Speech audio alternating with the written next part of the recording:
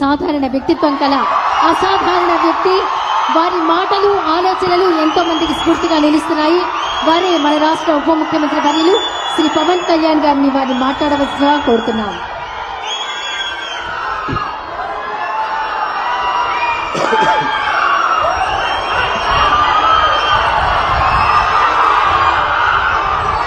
Auto driver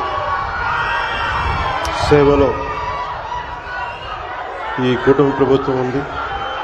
ఆ పథకం కార్యక్రమానికి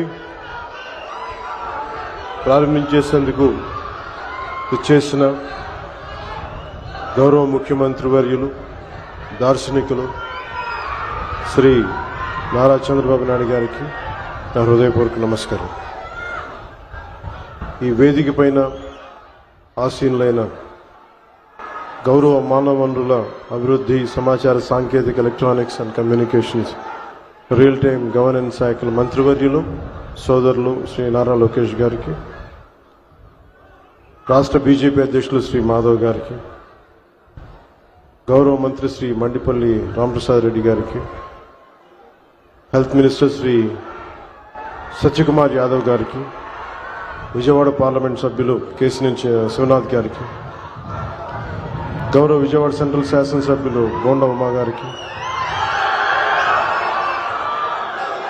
ఈ పథకాన్ని రాష్ట్ర ప్రభుత్వం ఉన్నతాధికారులు శ్రీ ఎంటి కృష్ణబాబు గారికి, శ్రీ మనీష్ కుమార్ సిన్హా గారికి, లక్ష్మీ షా గారికి కలెక్టర్, వారందరికీ నా హృదయపూర్వక నమస్కారాలు.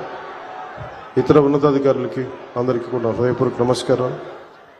ముఖ్యంగా ఇక్కడికి విచ్చేసిన మా ఆటో డ్రైవర్ సోదరులందరికీ, వారి కుటుంబాలకి, మీడియా మిత్రులకి పేరు పేరున హృదయపూర్వక నమస్కారం. 2000 గత ప్రభుత్వం ఉన్నప్పుడు చాలా సందర్భాల్లో గ్రీన్ ట్యాక్స్కి ఇబ్బంది పడుతున్న మా దగ్గర ప్రస్తావించారు. దానిని సంవత్సరంన్నర లోపే ఆ సమస్యను అడ్రస్ చేయడం జరిగింది. అలాగే గత ప్రభుత్వం మనకి మనీ ఇచ్చిన కానీ రోడ్లు పూడ్చలేకపోవటం, మరింత రిపేర్లు రావటం, ఇవన్నీ చాలా సందర్భాల్లో మాట్లాడాను.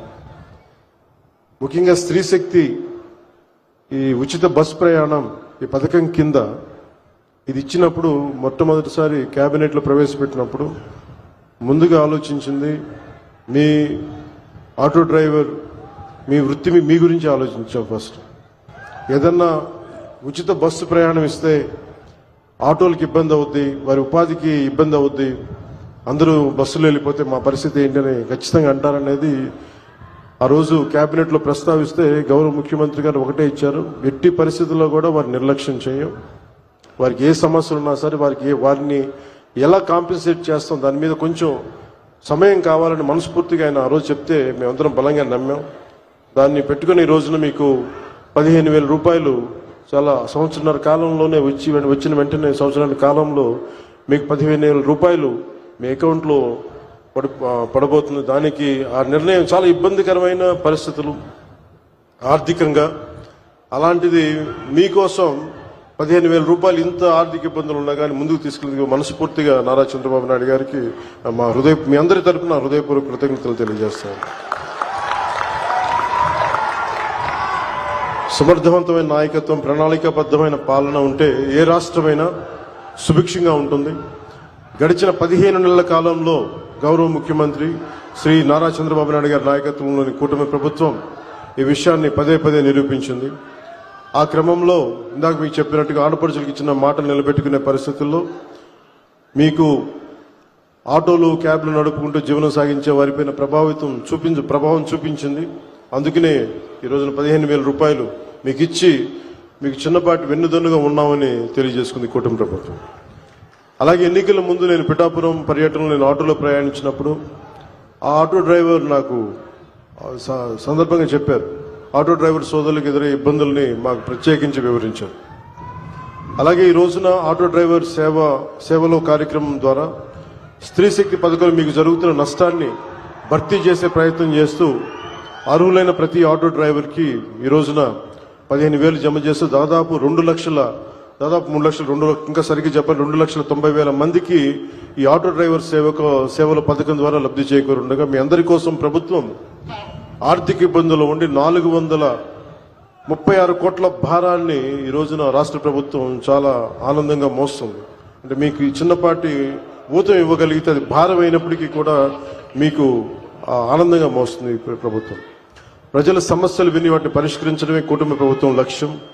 ఇచ్చిన మాట నిలబెట్టుకుంటూ వాగ్దానాలను కార్యరూపం దాల్చుతూ ముందుకు సాగుతూ ఉన్నాం. ఆటో డ్రైవర్లకు అండగా నిలబడి వారి జీవనోపాధి కాపాడటం కోసం కుటుంబ ప్రభుత్వం బాధ్యతగా భావిస్తున్నాం. సమర్థవంతమైన నాయకత్వం ఉంటే ప్రజల జీవితంలో చాలా నిజమైన మార్పు తీసుకురావచ్చు అనేది మరోమారు ఈ పథకం మరోసారి రుజువు చేస్తూ ఉంది. అలాగే మీకు ఇంత కష్టాల్లో కూడా మాకు సహకారం అందిస్తున్న గౌరవ ప్రధాని శ్రీ నరేంద్ర మోదీ గారికి మనస్ఫూర్తిగా ధన్యవాదాలు తెలియజేసుకుంటూ ముఖ్యమంత్రి శ్రీ చంద్రబాబు నాయుడు గారి నాయకత్వం భవిష్యత్తులో మీకు